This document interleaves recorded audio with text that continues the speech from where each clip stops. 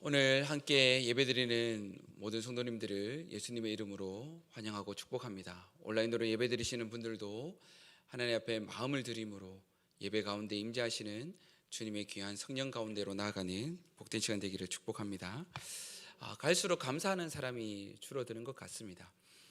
그렇다고 감사할 것이 없지도 않을 건데 점점점 이 무감사하는 시대, 그런 세대를 우리가 살아가는 것 같습니다. 감사해야 할 것을 당연한 것으로 생각하기 때문인 것 같습니다. 무감사 세대, 감사 불감증 세상이 되어가는 것 같습니다. 여러분, 감사에는 세 가지 종류가 있습니다. 조건 감사, 비교 감사, 절대 감사. 보통 우리가 흔히 이 조건 감사를 잘 하게 되죠. 감사할 조건이 있어서 감사하는 것을 이야기합니다. 흔히 이런 것이죠. 은혜 주셔서 감사합니다. 지켜주셔서 감사합니다. 건강하게 해주셔서 감사합니다. 일이 잘 되게 해주셔서 감사하고, 소망과 희망을 주셔서 감사하고, 취직되어서 감사하고, 진학해서 감사하고, 당연한 것으로 여기지 않고 감사하게 생각하고 감사를 표현하는 것이니 너무 잘하는 것이지요. 그러나 만일 이러한 감사할 조건이 없어진다면 어떻게 할까요? 만일 감사하던 조건이 나빠지면 어떻게 될까요? 감사 대신 오히려 불평이 생기지 않을까요? 출애굽한 이스라엘 백성이 딱 이와 같은 모습이었습니다. 감사와 천상을 올려드리다가도 어려움이 닥치고 문제가 생기면 그들은 원망과 불평으로 변하였습니다. 40년 내내 그래 하였죠.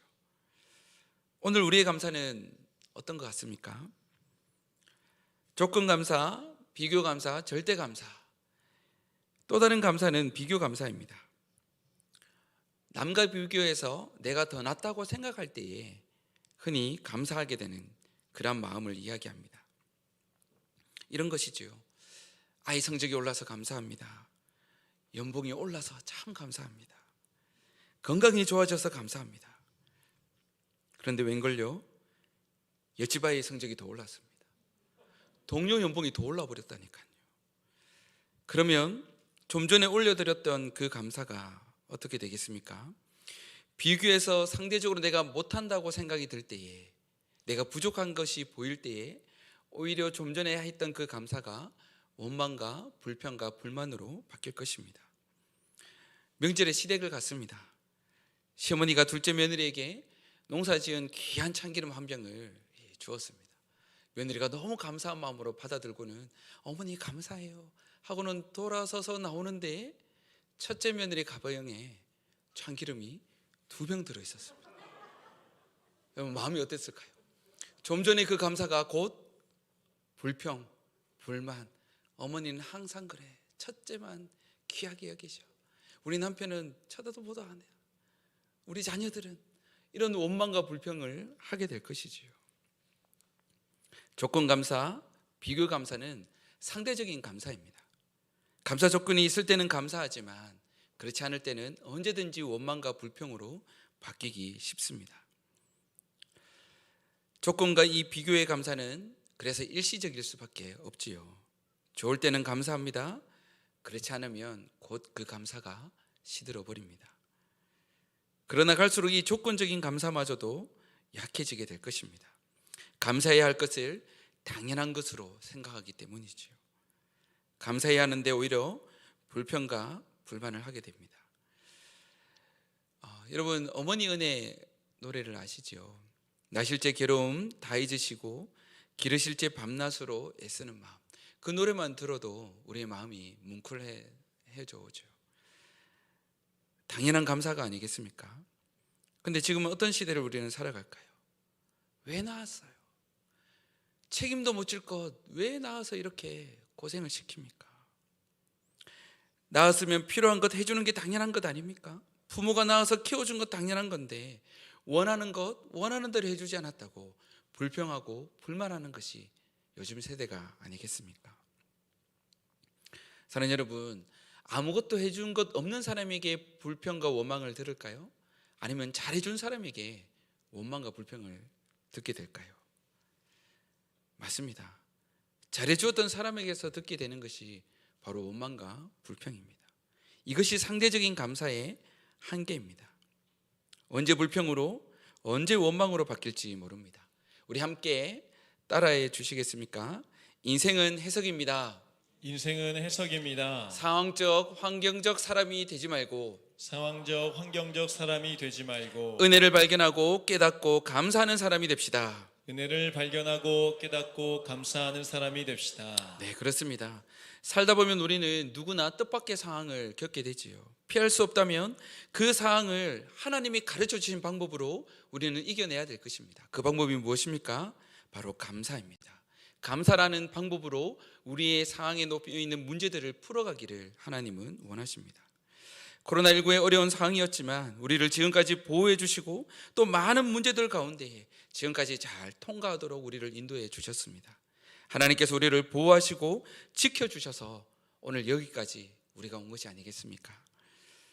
오는 주일은 추수감사주일입니다. 한 해를 지켜주시고 인도해 주신 하나님께 최고의 감사를 올려드려야 될 것입니다. 흔들리지 않고 변하지 않는 어떠한 상황에서도 감사할 수 있는 이 절대 감사를 소유하는 저와 여러분이 되기를 진심으로 축복합니다. 사랑하는 여러분, 감사는 감사한 제목이 있어서 하는 것이 아니라 감사는 찾아서 하는 것인 줄 믿습니다. 내가 감사해야 될 것이 무엇이 있는지 나의 삶을 돌아보고 하나님이 오늘 하루의 인생에 어떻게 간섭하셨는지, 나에게 무슨 말씀을 하셨는지, 지난 모든 세월 동안 하나님께서 우리의 앞길을 어떻게 인도하셨는지 그 감사를 찾아내서 하는 것, 그것이 감사입니다. 감사는 또 다른 감사를 불러오는 특징이 있습니다. 감사를 찾아서 감사했더니 하나님께서는 그 감사에 감사를 더하여서 그 감사의 열매가 더욱 풍성하게 하실 줄 믿습니다. 오늘 시편 107편 1절은 여호와께 감사하라 이렇게 시작하고 있습니다. 시편은 총 150편으로 구성되어져 있는데 이 150편을 5권으로 분류할 수가 있습니다. 마지막 제5권의 시작이 오늘 함께 읽었던 시편 107편입니다. 한국어 성경은 여호와께 감사하라 이렇게 시작하고 있습니다. 히브리어 원문은 야다 여호와 이렇게 시작하고 있습니다. 불평이 먼저 앞서는 것이 아니라 감사가 항상 우리의 삶에 먼저 앞설 것을 강조하는 구절입니다.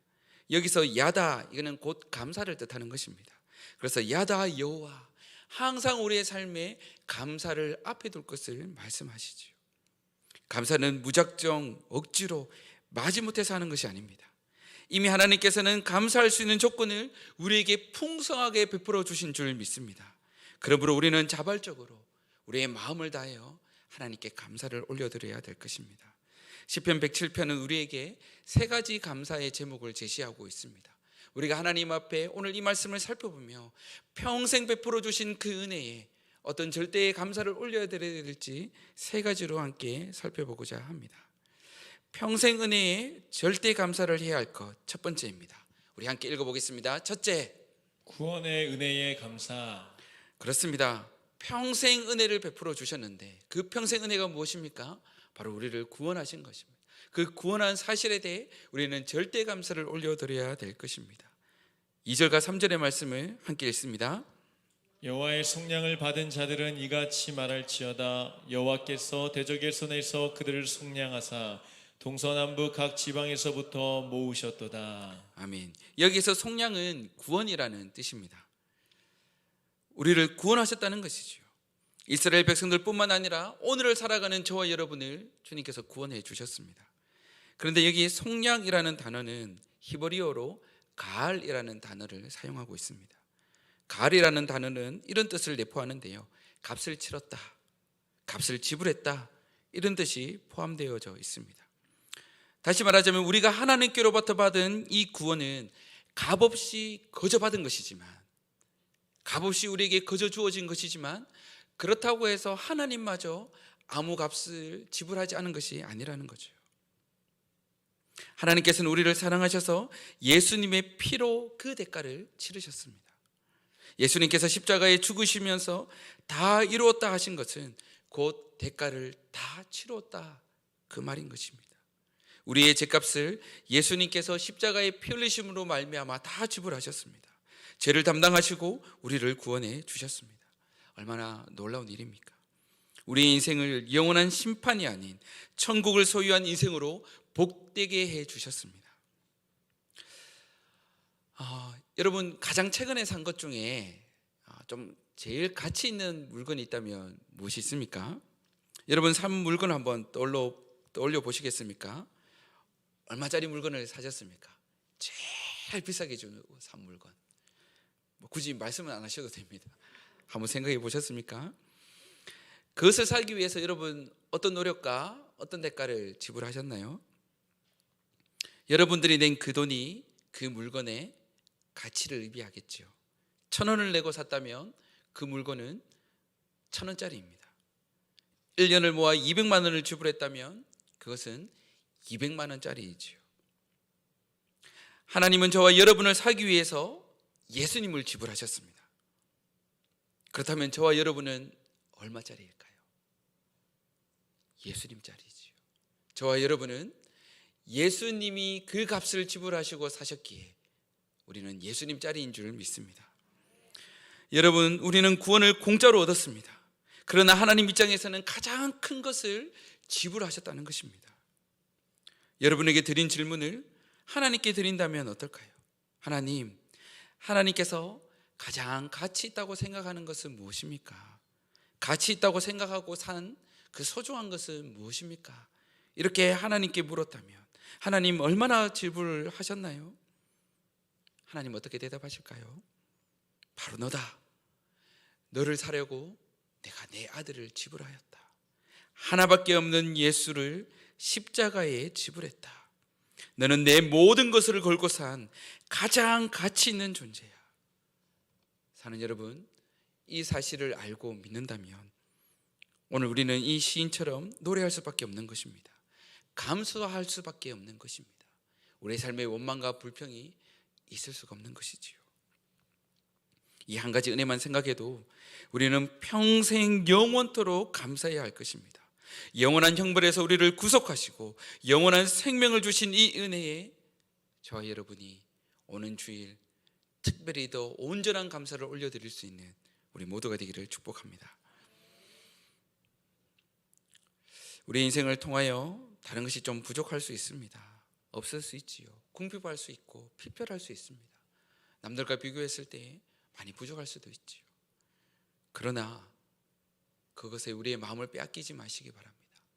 저와 여러분은 예수님 자리이기 때문입니다. 평생 은혜에 절대 감사를 해야 할 것 두 번째입니다. 우리 복습하는 마음으로 첫째, 구원의 은혜에 감사. 둘째, 응답하신 은혜에 감사. 우리 6절 말씀을 우리 함께 읽겠습니다. 이에 그들이 근심 중에 여호와께 부르짖음에 그들의 고통에서 건지시고. 네, 하나님께서 이스라엘 백성들이 고통 가운데 부르짖을 때 그 부르짖음을 들으시고 그들 고통 가운데서 건지셨다 말씀합니다. 4절 이하를 보면 이스라엘 백성들이 광야 사막길을 방황하고 있습니다. 거주할 성읍을 찾지 못했습니다.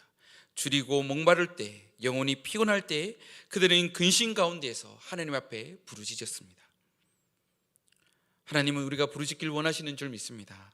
우리가 부르짖으면 하나님은 건지십니다. 아멘. 예레미야 33장 3절의 말씀입니다. 우리 함께 읽습니다. 너는 내게 부르짖으라. 내가 내게 응답하겠고 내가 알지 못하는 크고 은밀한 일을 내게 보이리라. 아멘. 하나님은 예레미야에게도 부르짖으라고 말씀하십니다. 그 이유가 무엇입니까? 크고 비밀한 일을 보여주기 위해서입니다. 여기서 보이리라 이 말은 원어로 나가드라는 단어입니다. 나가드라는 뜻은 눈에 잘 보이는 곳에 두다, 알아듣게 설명하다, 이런 뜻이 있습니다. 부르짖으라는 말은 기도하라는 말씀이시죠. 왜 기도하라고 말씀하십니까? 왜 너는 나에게 기도하라, 부르짖으라 말씀하십니까? 하나님이 보여주고 싶기 때문입니다. 우리의 인생의 길을 하나님은 늘 보여주고 싶어 하십니다. 깜깜한 터널 속에 헤매는 우리의 인생길에 하나님은 등대가 되어주고 싶고 빛이 되고 싶고 그 길이 어디로 가야 될지를 보여주고 자세히 설명해 주기를 원하십니다. 그래서 너는 내게 부르짖으라. 그럼 내가 보여주겠다. 네가 정말 알아듣기 쉽게 설명하겠다. 우리에게 말씀해 주시는 것입니다. 지금은 당장 우리 눈에 길이 보이지 않을 수 있습니다. 그렇다고 하여 길이 없는 게 아닙니다. 기도하면 영안이 열리고 지혜가 열려서 우리가 나아가야 될 길을 주님께서 보여주실 것입니다. 하나님은 잘 보이는 곳에 하나님의 응답을 두셨습니다. 하나님의 그 뜻을 꽁꽁 숨겨두고 감춰둔 것이 아니라 하나님 앞에 부르짖을 때 하나님 우리가 잘 발견할 수 있도록, 하나님의 뜻이 무엇인지 깨달아 알아 감사할 수 있도록 늘 우리 눈앞에 보여주고 늘 우리 눈앞에 그 응답을 두셨다는 것입니다. 기도할 때에 우리는 쉽게 깨닫고 하나님의 그 말씀에, 그 뜻에, 그 응답에 감사하게 될 것입니다. 여러분 혹시 바둑을 더 본 적이 있으십니까? 여러분, 평범한 사람은 생각할 수 없는 것, 실력이 없는 사람은 아무리 봐도 보이지 않는 것, 그러나 그 자리에 놓기만 하면 승기를 잡을 수 있는 것, 그것을 묘수라고 합니다. 실력이 없는 사람의 눈에는 어디를 두나 질 것밖에는 보이지 않습니다. 도저히 방법이 없습니다. 그러나 고수의 눈에는 묘수가 보이는 것이지요. 바둑알 하나를 딱 두기만 하면 단번에 이 판세를 뒤집고 승리할 수 있는, 승기를 잡을 수 있는 바로 그 자리, 묘수입니다. 장기도 마찬가지이죠. 옆에서 훈수를 두기 전에는 절대 보이지 않던 수가 옆에서 훈수 두는 사람의 손짓 하나에, 눈짓 하나에 뒀을 때에 단번에 역전시킬 수 있는 기회를 잡게 되지요. 응답이 바로 이러한 것입니다.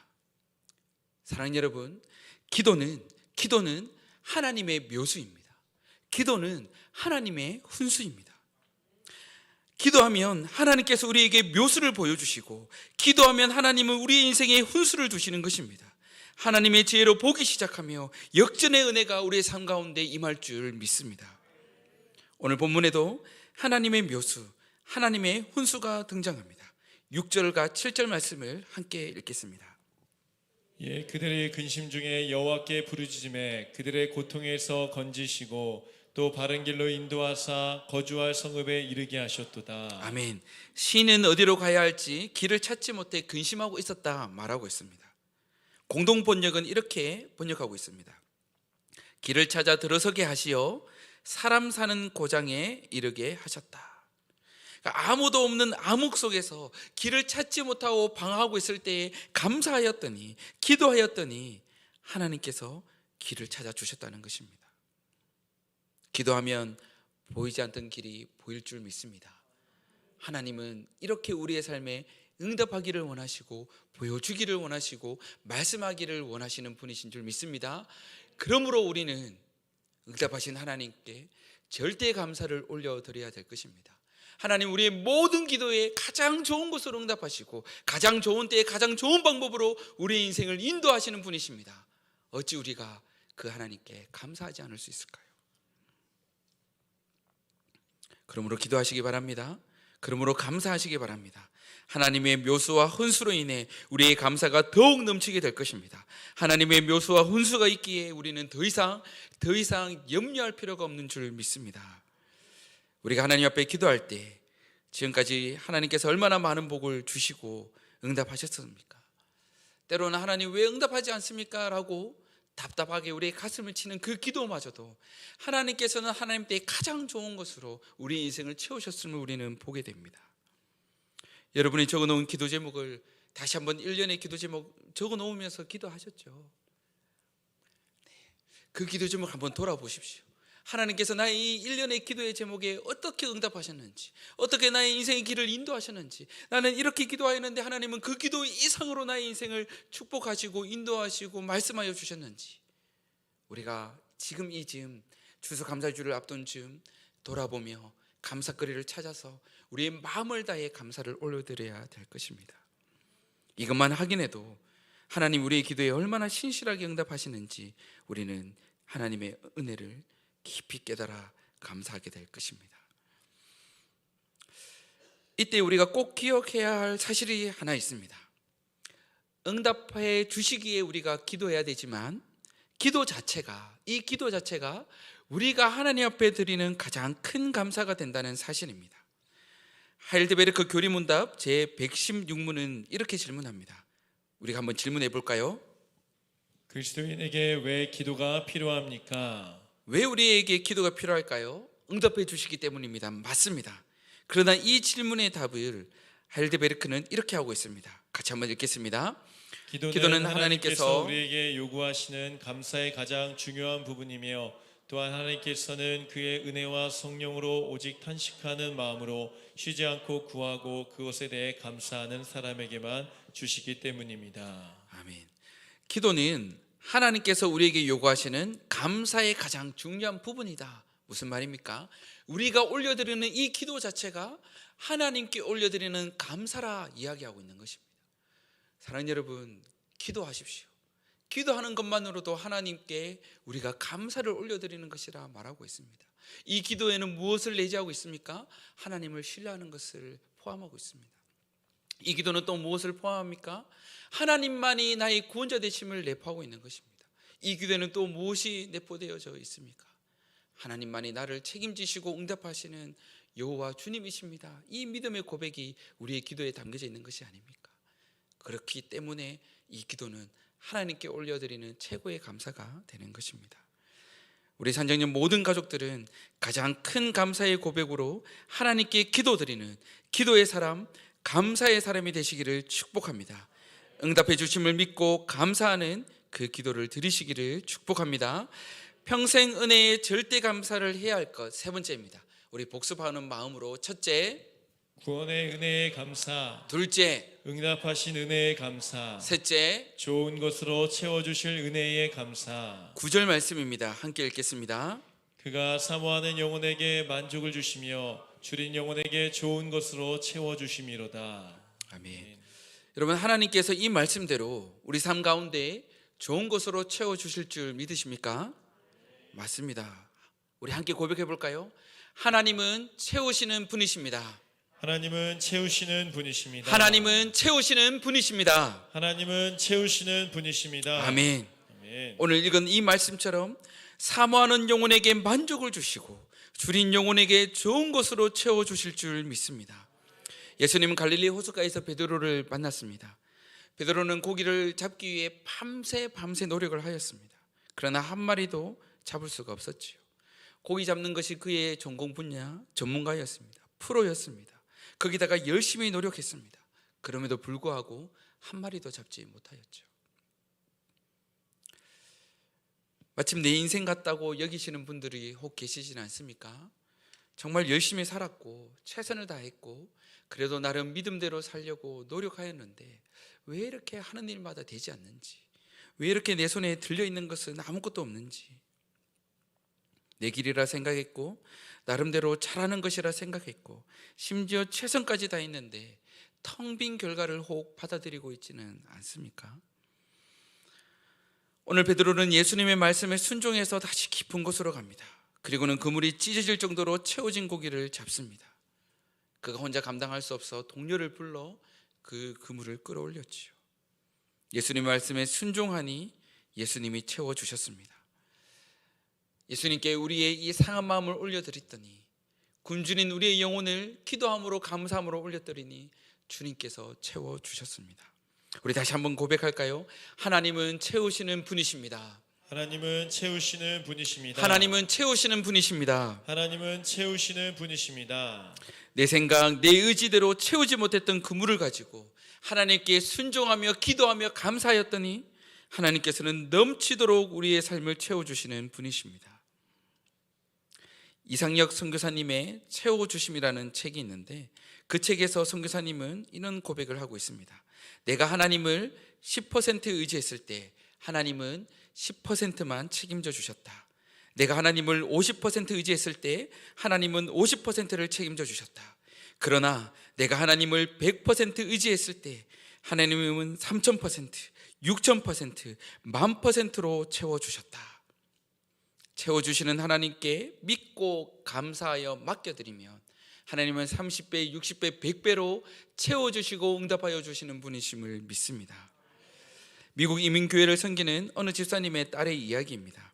미국 전체 고등학생 대상의 토론대회에서 그 딸이 우승했다고 합니다. 그래서 아이비리그로부터 전액 장학금을 제안받고 입학하였습니다. 그녀가 이처럼 탁월한 실력을 갖출 수 있었던 비결이 무엇인가? 책에는 이렇게 말하고 있습니다. 여러 가지 많은 비결이 있었지만 그중 하나가 하루 5가지 감사를 실천했다고 합니다. 그녀의 감사 지침이 이렇습니다. 우리 함께 읽어볼까요? 좋은 일에 축제 감사, 나쁜 일에 초월 감사, 작은 일에 확대 감사, 실패도 성공의 재료가 되니 오뚜기 감사, 평범한 일도 서로 이어져 있으니 연결 감사. 사랑하는 여러분, 어린 고등학생이 생활 속에서 전천후 감사를 실천했더니 하나님께서 이 감사를 받으시고 더 큰 감사로 채워주셨음을 그의 삶을 통해 우리는 보게 됩니다. 모든 상황에서의 감사는 우리를 향하신 하나님의 뜻입니다. 모든 상황에서의 감사는 우리를 향한 하나님의 뜻인 줄 믿습니다. 그러므로 우리는 좋으신 하나님, 신실하신 하나님을 바라보며 언제든지 그리고 얼마든지 우리는 감사할 수가 있습니다. 우리 옆에 있는 분들에게 서로 이렇게 한번 고백해 볼까요?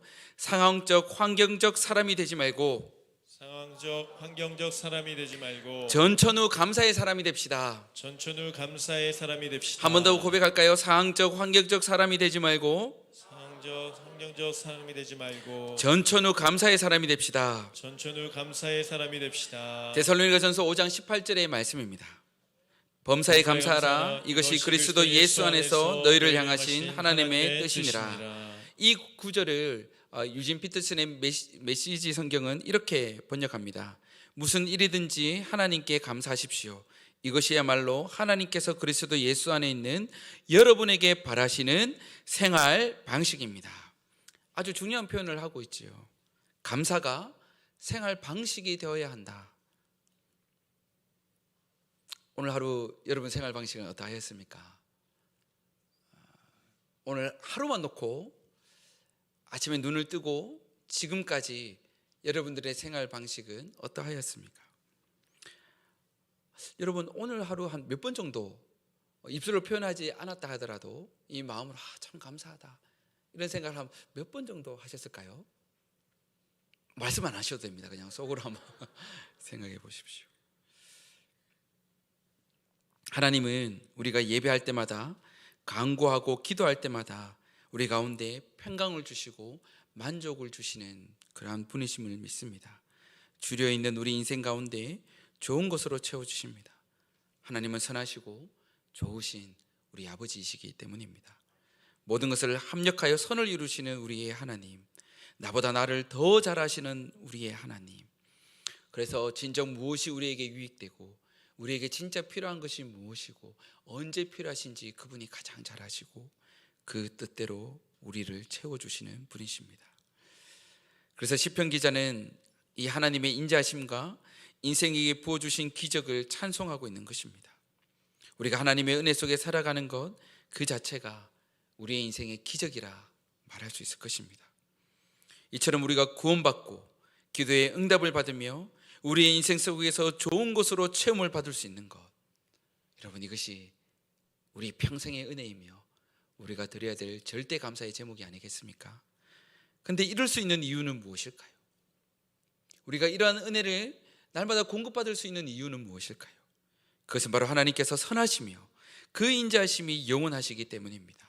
우리 1절 말씀을 우리 믿음으로 함께 읽도록 하겠습니다.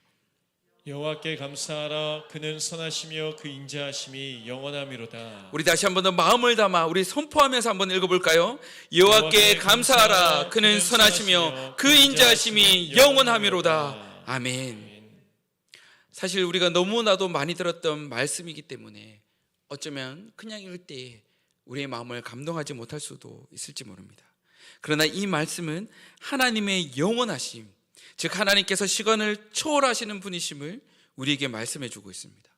과거에 주신 은혜, 현재 우리에게 주시는 그 은혜뿐만 아니라 우리의 미래도 책임져 주시고 우리의 미래에도 그 은혜를 베푸실 하나님을 우리에게 말씀해 주고 있는 것입니다. 오늘 본문은 우리의 과거에 대한 기억으로 하나님 앞에 고백하며 감사를 드립니다. 구원해 주신 은혜, 기도에 응답하신 은혜, 좋은 것으로 채워주시는 은혜. 그러나 이것은 과거의 은혜만이 아닙니다. 우리가 받았던 은혜로 그때는 그랬지 추억하는 그 은혜가 아닙니다. 오늘뿐만 아니라 우리의 평생, 우리가 살아갈 우리의 인생 모든 여정에 하나님은 이러한 은혜를 베푸실 분이심을 우리는 믿습니다. 영원하신 분이시기 때문입니다. 이렇게 하나님은 이루시고 하나님은 채워주시고 응답하여 주실 것입니다. 그러므로 우리는 하나님을 믿음으로 미리 감사하는 자들이 되기를 축복합니다. 주실 것을 믿고 미리 감사하며 미리 감사로 말미암아 하나님께서 우리의 인생을 얼마나 복되게 하실지 우리의 감사로 주를 예배할 수 있기를 축복합니다. 말씀을 맺겠습니다. 지구촌 교회에 원로 오신 이동원 목사님의 둘째 아들이 2020년 10월경 암으로 세상을 떠났습니다. 그때 당시 나이가 겨우 43세였다고 합니다. 참으로 겸손하고 귀감이 되는 신앙인이었기에 모두가 아쉬워했다고 합니다. 장례 예배에서 아버지인 이동원 목사님이 직접 쓰고 읽은 감사 고백이 많은 이들의 가슴을 뜨겁게 하였습니다. 이동원 목사님은 두 아들을 잃고도 9가지의 감사를 드렸던 손양은 목사님의 본을 받아 10가지의 감사의 제목을 기록하였다고 합니다. 대장암으로 투병하던 아들을 떠나보내며 10가지 감사의 기도를 드렸는데 제가 한번 읽어드리겠습니다. 첫째, 아들이 암에서 해방되어 감사합니다. 둘째, 아들이 하나님의 영광의 나라에 입성할 수 있어서 감사합니다. 셋째, 유머가 있던 아들로 인해 부부가 기쁨을 누리게 해주셔서 감사합니다. 넷째, 한순간도 불평 없던 그의 아내와 손자를 남겨주셔서 감사합니다. 다섯째, 어려서부터 게임을 좋아하더니 게임회사 변호사가 된 것, 그것도 감사합니다. 여섯째, 아들의 고통을 통해 예수님을 내어주신 하늘아버지의 고통을 알게 해주셔서 감사합니다. 일곱째, 수많은 암 환자들과 연대할 수 있어 감사합니다. 여덟째, 자식을 잃은 수많은 분들의 마음을 알 수 있어서 감사합니다. 아홉째, 전 세계 수많은 중보 기도자들과 함께 할 수 있어서 감사합니다. 열째, 아들이 간 천국을 더욱 가까이 소망할 수 있어서 감사합니다.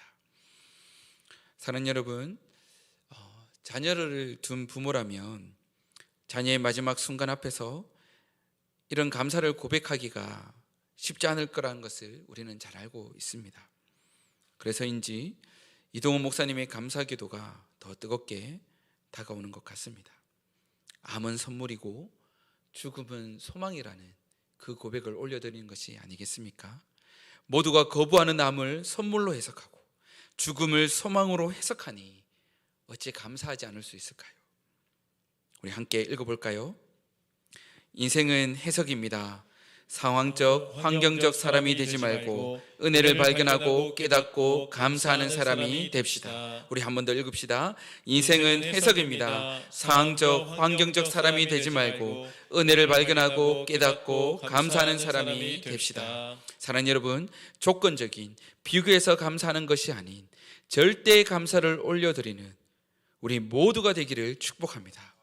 평생 은혜에 절대 감사를 드림으로 놀라운 기적의 주인공이 되시기를 축복합니다. 사는 여러분, 오는 주일은 추수감사 주일이며 총동원 주일입니다. 혹 장결자들, 한동안 코로나로 인해 나오지 못하는 자들, 그럼에도 불구하고 하나님께서 눈동자같이 그들의 인생도 지키시고 그들이 다시 한 번 더 주의 전으로 나와 함께 예배하기를 우리 아버지는 기다리고 계시는 줄 믿습니다. 그들이 이번 추수감사주일 다 함께 나와 다시 한 번 더 감사를 회복하고 예배를 회복하는 놀라운 은혜의 시간이 되기를 축복합니다. 이 시간 우리 날구원하신 주 감사 이 찬양을 드린 후에 우리 함께 기도하는 시간을 가지도록 하겠습니다.